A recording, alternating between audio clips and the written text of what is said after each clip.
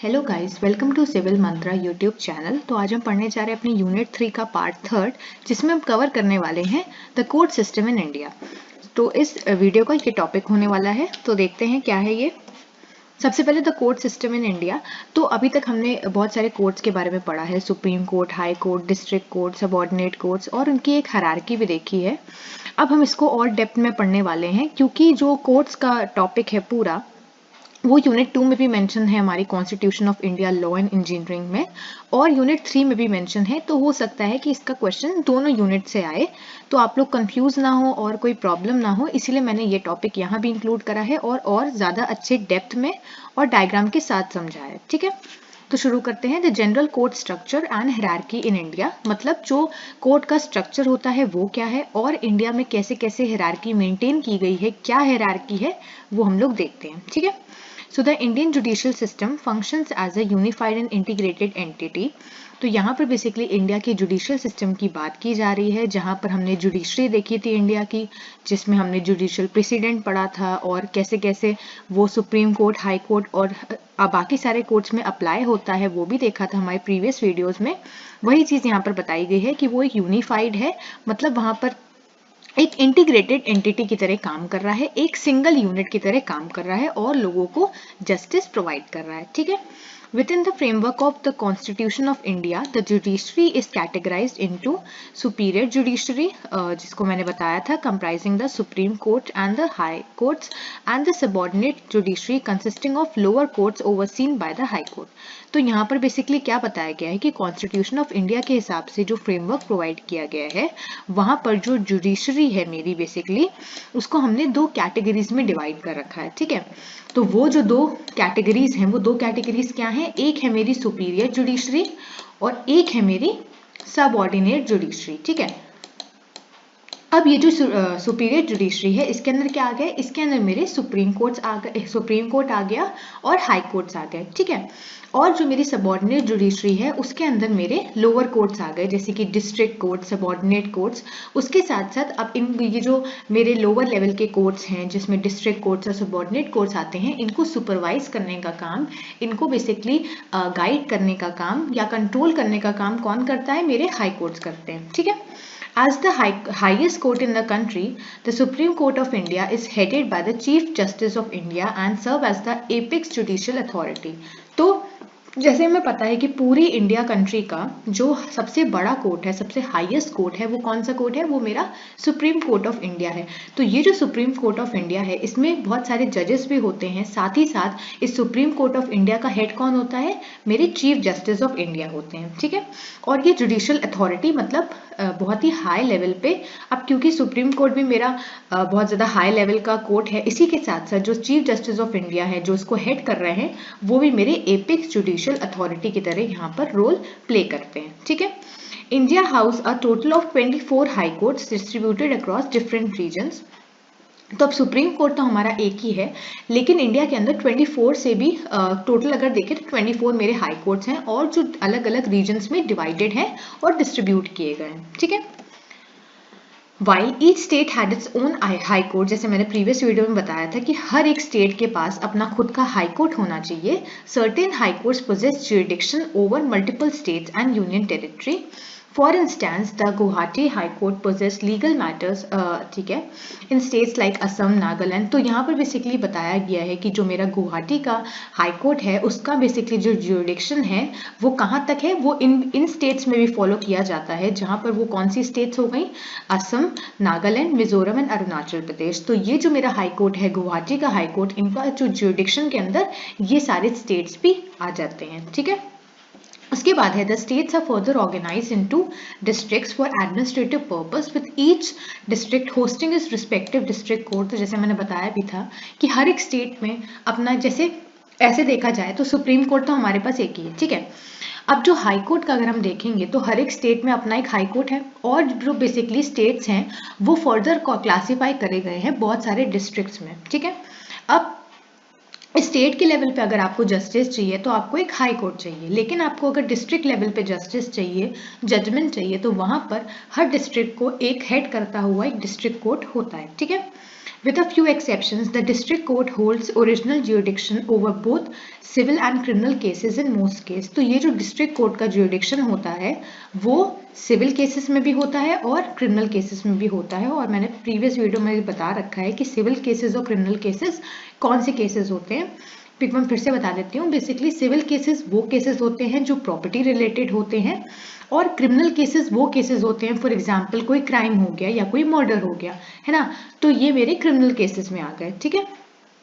फिर the judicial landscape also includes tribunals, जो अभी हम आगे कवर करने वाले हैं, and commissions establish under specific statutes. ये मैंने बताया था। स्टेटस का मतलब क्या है? इसका मतलब है स्टैट्यूट्स बेसिकली क्या होता है, ये एक तरह का लॉ होता है, ठीक है, to address and resolve legal matters pertaining to their respective domain. तो बेसिकली क्या है, यहाँ पर कोर्ट्स भी होते हैं और लोगों के कॉन्फ्लिक्ट या फिर लोगों को जजमेंट प्रोवाइड करने के लिए ट्राइब्यूनल्स भी होते हैं, और एक और तरीका होता है आर्बिट्रेशन, जो हम लोग आगे वाले वीडियोस में कवर करेंगे, ठीक है। अब यहाँ पे जैसे मैंने बताया कि एक हायरार्की मेंटेन होती है इंडिया में, तो वो हायरार्की कैसी है, जैसे मैं बता चुकी हूँ पहले भी कि ये मेरे सुप्रीम कोर्ट सबसे ऊपर लेवल की हायरार्की में होते हैं, जिसकी फोटो ये है एक सुप्रीम कोर्ट की जो कि दिल्ली में है। उसके बाद है मेरा हाई कोर्ट। तो हाई कोर्ट मेरा क्या है, हाई कोर्ट मेरा सेकेंड लेवल पे आता है। अब यहाँ पर किसी हाई कोर्ट का एग्जाम्पल दिया गया है। उसके साथ साथ यहाँ पर डिस्ट्रिक्ट लेवल का कोर्ट है, तो यहाँ पर एक पिक्चर दिखाई गई है डिस्ट्रिक्ट कोर्ट की, और उसी की तरह से लास्ट मेरे सबऑर्डिनेट कोर्ट्स आ जाते हैं, तो उसकी भी यहाँ पर एक पिक्टोरल रिप्रेजेंटेशन दी गई है, ठीक है। तो ये मेरी एक हायरार्की मेंटेन हुई है। अब हम लोग देखते हैं डिस्ट्रिक्ट कोर्ट्स को और डिटेल में। So the district courts of India are the district courts of the state government in India for every district or for one or more district together, taken into account the number of cases, population distribution in the district. तो basically यहाँ पर ये बताया गया है कि district level पे मेरे डिस्ट्रिक्ट कोर्ट्स काम करते हैं, और हो सकता है कि एक या एक से ज़्यादा डिस्ट्रिक्ट्स में सिर्फ एक डिस्ट्रिक्ट कोर्ट हो, ठीक है। और ये किस पे डिपेंड करता है, ये बेसिकली डिपेंड करता है कि उस पर्टिकुलर डिस्ट्रिक्ट में कितने केसेस आ रहे हैं डेली बेसिस पे, क्या पॉपुलेशन है वहाँ की उस पर्टिकुलर डिस्ट्रिक्ट की, उस बेसिस पे यहाँ पर डिस्ट्रिक्ट कोर्ट का डिस्ट्रीब्यूशन किया जाता है, ठीक है। अब जैसे हमें पता है कि they administer justice in India at district level. Sorry, मेरे से ये 2 बार लिख दिया गया है। तो बेसिकली ये क्या करते हैं, ये जस्टिस को एडमिनिस्टर करते हैं डिस्ट्रिक्ट लेवल पे, जस्टिस प्रोवाइड करते हैं लोगों को डिस्ट्रिक्ट लेवल पे। These courts are under administrative control of High Court of the state to which the district concerned belongs. तो जैसे मैंने बताया कि इनके ऊपर कंट्रोल किसका रहता है, इनके ऊपर कंट्रोल हाई कोर्ट्स का रहता है, ठीक है। तो जो पर्टिकुलर सपोज करो कि एक कोई स्टेट होगा, तो उसके अंदर जो डिस्ट्रिक्ट होगा, उस डिस्ट्रिक्ट में जो डिस्ट्रिक्ट कोर्ट होगा उस पे कंट्रोल उस पर्टिकुलर स्टेट के हाई कोर्ट का होगा, ठीक है। The decisions of the district court are subject to appellate jurisdiction of the high court. और ये भी मैंने बता रखा है appellate jurisdiction का क्या मतलब होता है। बेसिकली जो डिस्ट्रिक्ट कोर्ट ने जो भी जजमेंट दिया, जैसे कि एक पर्टिकुलर केस आप डिस्ट्रिक्ट कोर्ट में लेकर गए, वहां से आपको जो जजमेंट मिला, तो आप अगर उससे सेटिस्फाइड नहीं है, आप उस डिसीजन से सेटिस्फाइड नहीं है, तो उस केस में आप अपील ले जा सकते हो हाई कोर्ट के पास, और वहां पर हाई कोर्ट उस अपील को लेके उस पर्टिकुलर केस पे दोबारा इन्वेस्टिगेशन करेंगे और आपको जजमेंट प्रोवाइड करेंगे, ठीक है।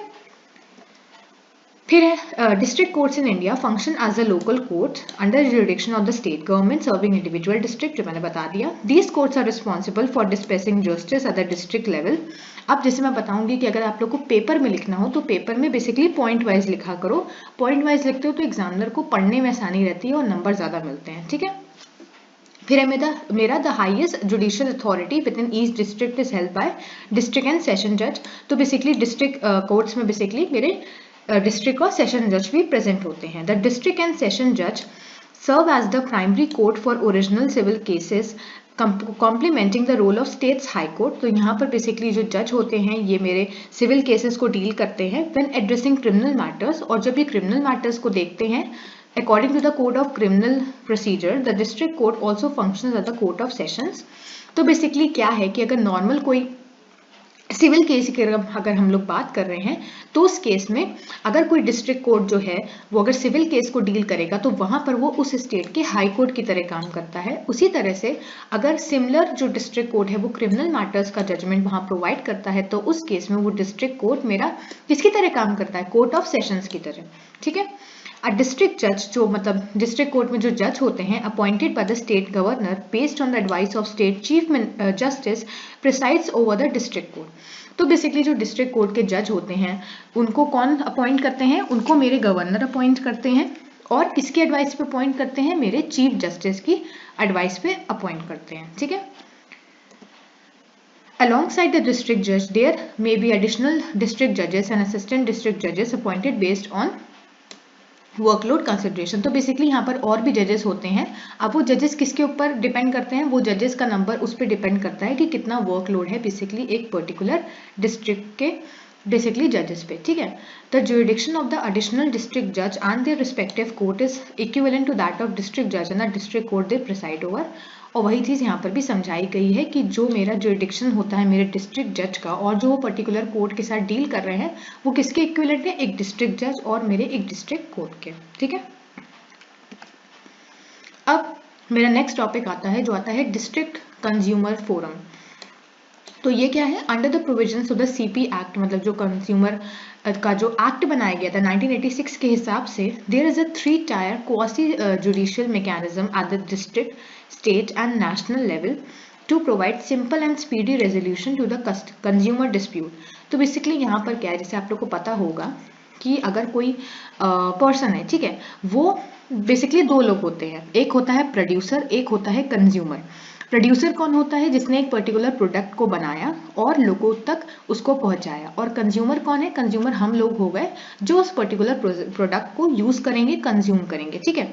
तो यहाँ पर बेसिकली डिस्ट्रिक्ट कंज्यूमर फोरम में क्या होता है, एक सीपी एक्ट के हिसाब से ये जो फोरम होता है ये एक 3 टायर होता है। 3 टायर मैंने बताया था, 3 टायर मतलब बेसिकली यहाँ पर एक 3 लेवल होंगे, ठीक है। वो लेवल क्या है मेरे, वो लेवल मेरे डिस्ट्रिक्ट लेवल है, स्टेट लेवल है एंड नेशनल लेवल है। और बेसिकली यहाँ पर क्या होता है, ये जो फोरम होता है ये जो कंज्यूमर है मतलब जो हम लोग हैं उनका जो भी डिस्प्यूट है, जो भी उनके कॉन्फ्लिक्ट है, जो भी उनकी प्रॉब्लम है उसका सॉल्यूशन प्रोवाइड करता है, ठीक है। और सिंपल एंड स्पीडी सॉल्यूशन मतलब जल्दी सॉल्यूशन प्रोवाइड करने में हेल्प करता है उनको। At the district level, it is called as District Consumer Dispute Redressal Forum, District Forum। और क्योंकि डिस्ट्रिक्ट लेवल पे अगर होता है तो इसको क्या कहते हैं, जैसे मैंने बताया ना कि 3 लेवल होते हैं, district level, state level and national level. तो अगर ये डिस्ट्रिक्ट लेवल पे लोगों की जो भी प्रॉब्लम्स हैं, जो भी डिस्प्यूट्स हैं उसको रिजॉल्व करता है तो उसको बोलते हैं district consumer dispute redressal forum या फिर डिस्ट्रिक्ट फोरम, ठीक है। अब है, it has jurisdiction to entertain consumer complaint where the value of goods या service including compensation claimed if any is up to ₹20 lakh। तो बेसिकली यहाँ पर क्या है कि इस बेसिकली डिस्ट्रिक्ट फोरम के अंदर इनका ज्यूरिडिक्शन क्या है, इनका ज्यूरिडिक्शन ये है कि ये उस कंज्यूमर की कंप्लेंट को एंटरटेन करेंगे, उसको सॉल्व करेंगे, जिसका बेसिकली जो कंपनसेशन है या फिर जो उसको प्रोड्यूसर से जो भी कंपनसेशन लेना है वो मेरा कम से कम 20 लाख होना चाहिए। तो उस केस में ये यहाँ पर उसकी कंप्लेंट को एंटरटेन करेंगे, ठीक है। उसके बाद आता है मेरा नेक्स्ट लेवल जो कि है स्टेट लेवल। तो स्टेट लेवल में क्या है, अब क्योंकि ये स्टेट लेवल के हैं तो इनको state consumer dispute redressal commission या फिर स्टेट कमीशन शॉर्ट फॉर्म में बोलते हैं। इनका ज्यूरिडिक्शन क्या होता है, it has jurisdiction to entertain consumer complaints where the value of good और services and compensation claimed if any up to ₹1 crore, ठीक है। तो वही चीज है यहाँ पर बेसिकली कि अगर आपका जो भी कंपनसेशन है अगर वो 1 करोड़ तक है तो फिर ये यहाँ पर डील करेंगे, ठीक है। और मेरा लास्ट आता है मेरा national level. So national level मतलब कि 1 करोड़ से जो भी एक्सीड करेगा वो चीज़ें यहाँ पर आएंगी और इनको हम लोग national consumer dispute redressal commission भी कहते हैं।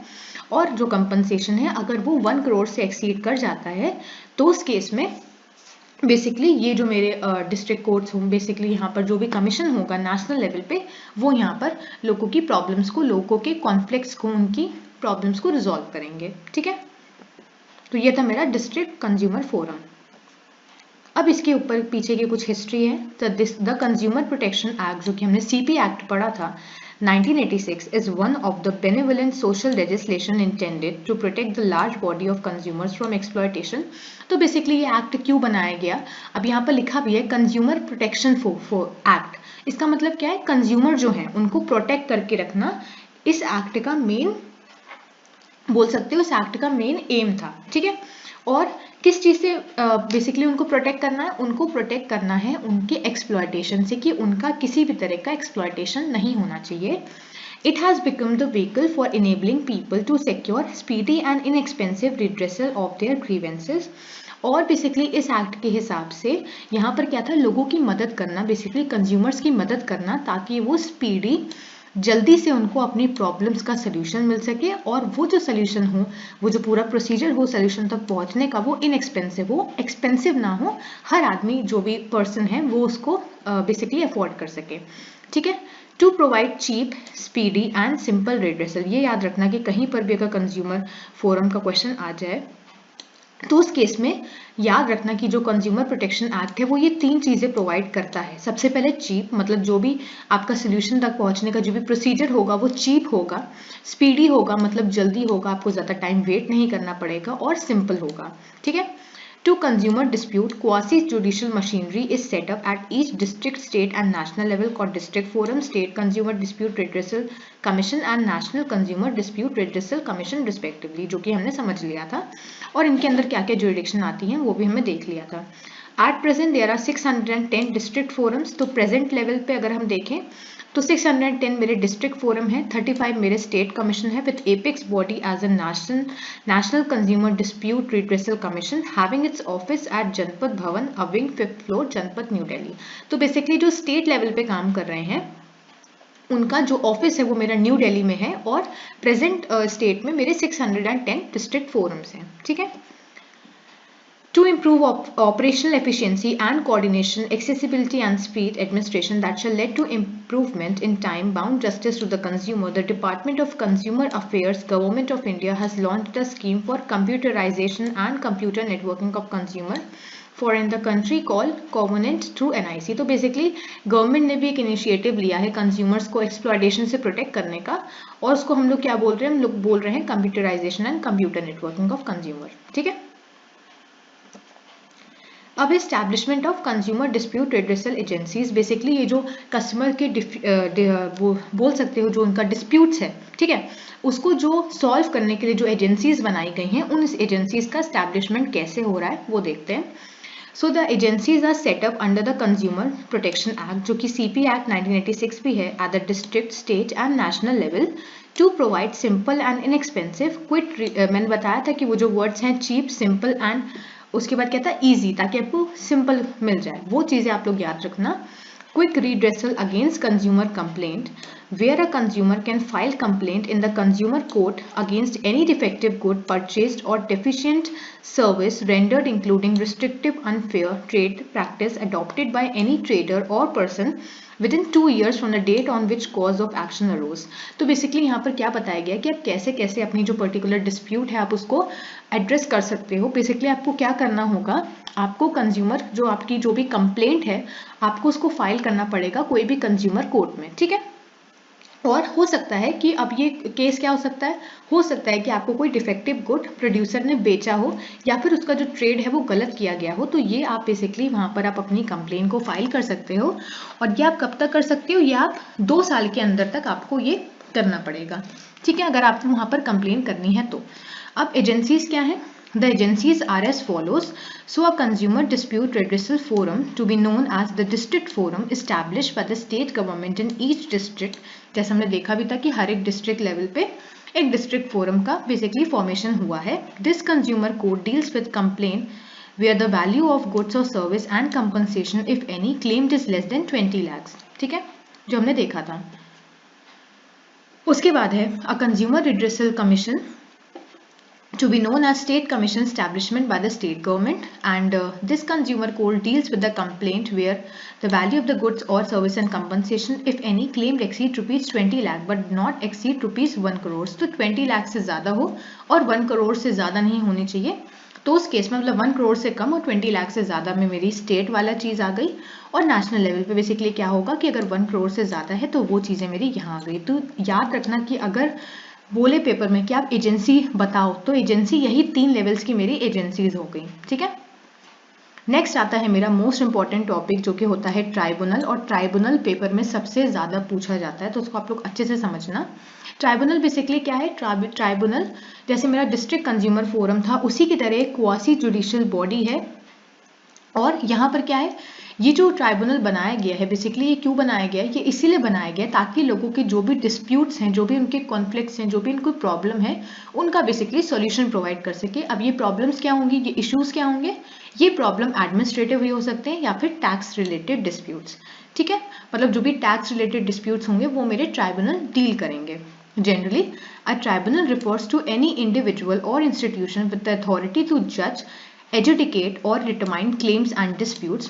तो बेसिकली ट्राइब्यूनल के अंदर अब ऐसा नहीं है कि ट्राइब्यूनल एक इंस्टीट्यूशन है, ट्राइब्यूनल एक इंस्टीट्यूशन भी हो सकता है और एक इंडिविजुअल भी हो सकता है। ठीक है, और उस इंडिविजुअल या फिर उस इंस्टीट्यूशन को वो अथॉरिटी मिलती है कि वो जजमेंट प्रोवाइड कर सके, और किन केसेस में हो सकता है कि वो केसेस क्लेम से रिलेटेड हो या फिर कोई भी डिस्प्यूट हो, उसमें वो जजमेंट प्रोवाइड कर सकता है, तो वो उसको ट्राइब्यूनल कहते हैं।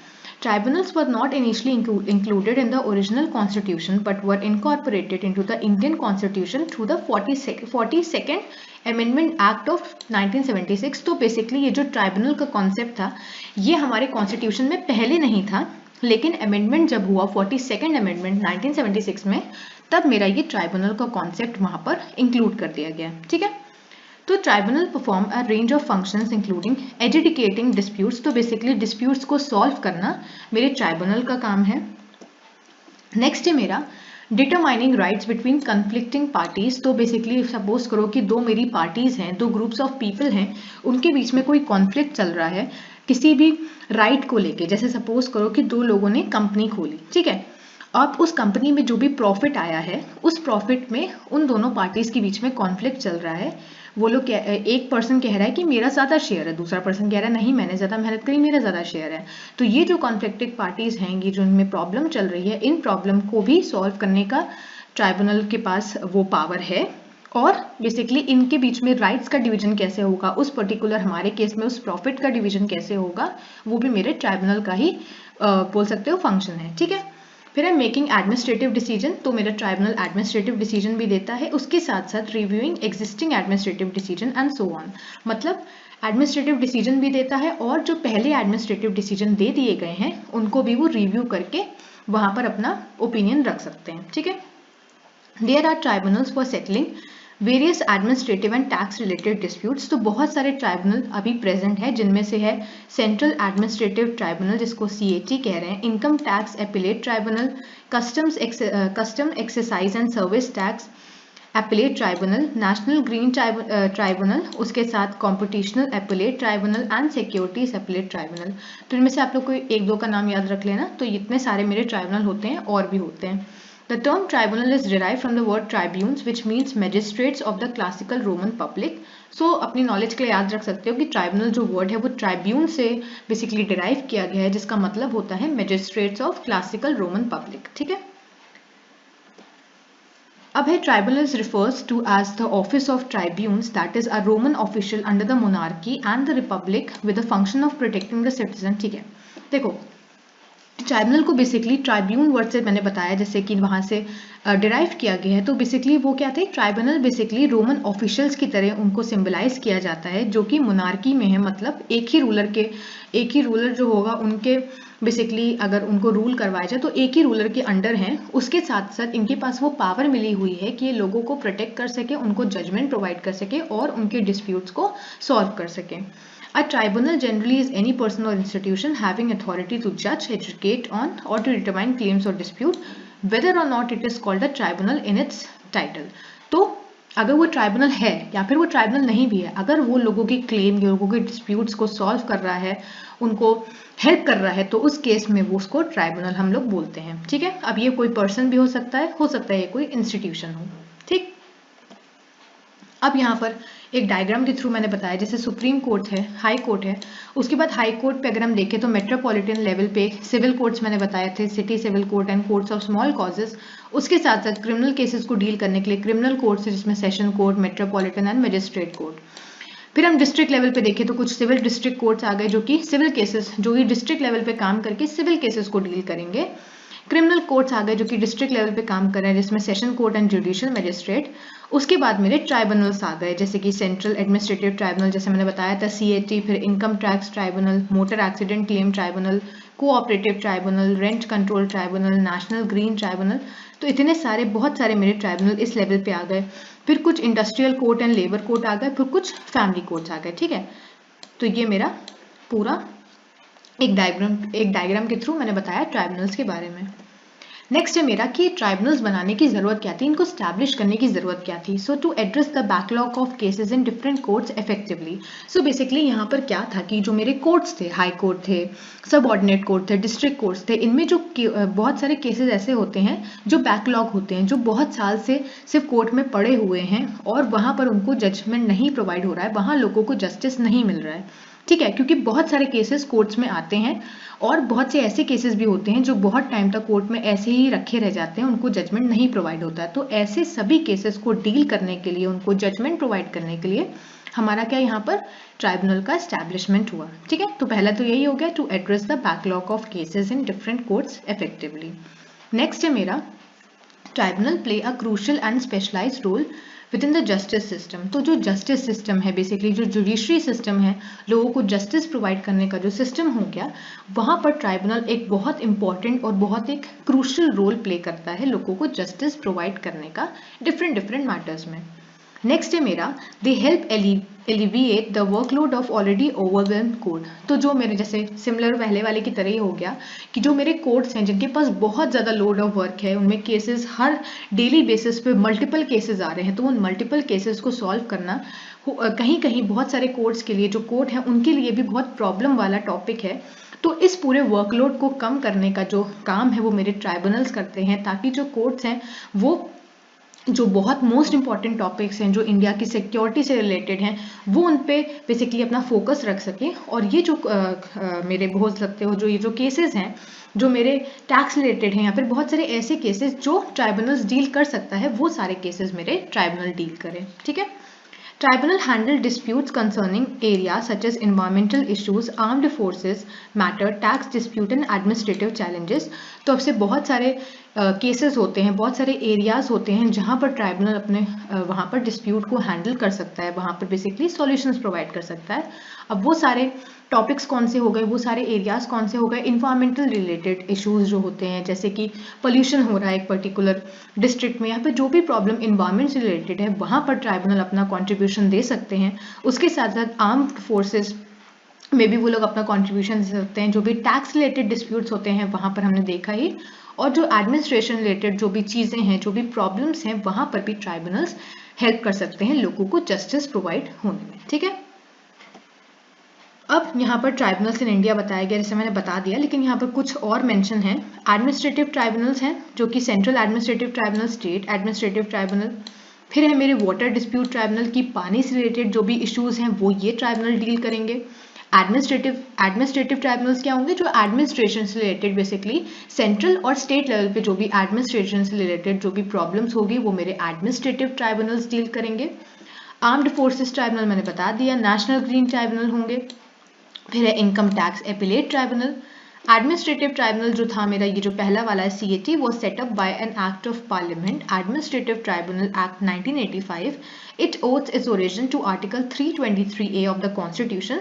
तो ये जो एडमिनिस्ट्रेटिव ट्राइब्यूनल था, ये कैसे सेटअप हुआ था, ये मेरे पार्लियामेंट के एक एक्ट के थ्रू सेटअप किया गया था, और वो एक्ट क्या था, एडमिनिस्ट्रेटिव ट्राइब्यूनल एक्ट 1985। ठीक है, और ये कहाँ पर मेंशन है, ये कॉन्स्टिट्यूशन के आर्टिकल 323A में मेंशन है। ठीक है, फिर है it adjudicates disputes and complaint with respect to the recruitment and conditions of the service of person appointed to the public service and post in connection with the affairs of union and states. तो जो मेरे administrative tribunals होते हैं, basically वो क्या करते हैं, वो लोगों की कंप्लेन और डिस्प्यूट को सॉल्व करते हैं। और ऐसे पर्सन कौन, जो कि उन पर्सन्स की डिस्प्यूट को बेसिकली सॉल्व करते हैं जो कि पब्लिक सर्विस या फिर पोस्ट में एम्प्लॉय है, या फिर वहां पर अपॉइंट है। और इसमें यहाँ पर यूनियन आ जाता है और स्टेट भी, जैसे मैंने बताया भी, वहां पर सेंट्रल का पार्ट भी आ गया और मेरे स्टेट का पार्ट भी आ गया, तभी सेंट्रल एडमिनिस्ट्रेटिव ट्राइब्यूनल और स्टेट एडमिनिस्ट्रेटिव ट्राइब्यूनल यहाँ पर फॉर्म किए गए हैं हर एक लेवल के लिए। ठीक है, नेक्स्ट है मेरा कैरेक्टरिस्टिक ऑफ एडमिनिस्ट्रेटिव ट्राइब्यूनल, कि ये जो एडमिनिस्ट्रेटिव ट्राइब्यूनल है, अब ये एडमिनिस्ट्रेटिव ट्राइब्यूनल पे मैं इसलिए इतना ज़्यादा फोकस कर रही हूँ क्योंकि ट्राइब्यूनल का मेन काम है एडमिनिस्ट्रेशन से रिलेटेड प्रॉब्लम्स को डील करना, इसीलिए जो एडमिनिस्ट्रेटिव ट्राइब्यूनल है वो यहाँ पर इंपॉर्टेंट हो जाता है। तो इसकी कैरेक्टरिस्टिक क्या है? Administrative tribunal is a creation of the statute, मतलब एडमिनिस्ट्रेटिव ट्राइब्यूनल से आप क्रिएट कर सकते हो एक स्टैट्यूट। अब ये एक स्टैट्यूट क्या है, मैंने बताया था स्टैट्यूट का मतलब होता है लॉ, तो बेसिकली आप लॉ को क्रिएट कर सकते हो एडमिनिस्ट्रेटिव ट्राइब्यूनल के through.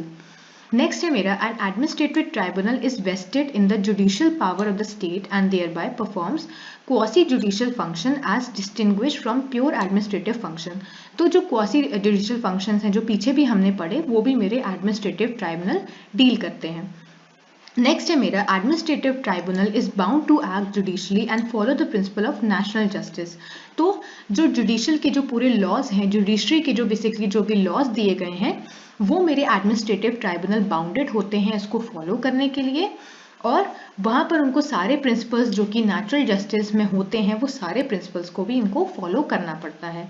It is required to act openly, fairly and impartially. तो ये जो एडमिनिस्ट्रेटिव ट्राइब्यूनल है इनको बेसिकली फेयर जजमेंट देना चाहिए, फेयर जस्टिस देना चाहिए, और वहाँ पर किसी भी तरह की पार्शियलिटी नहीं होनी चाहिए।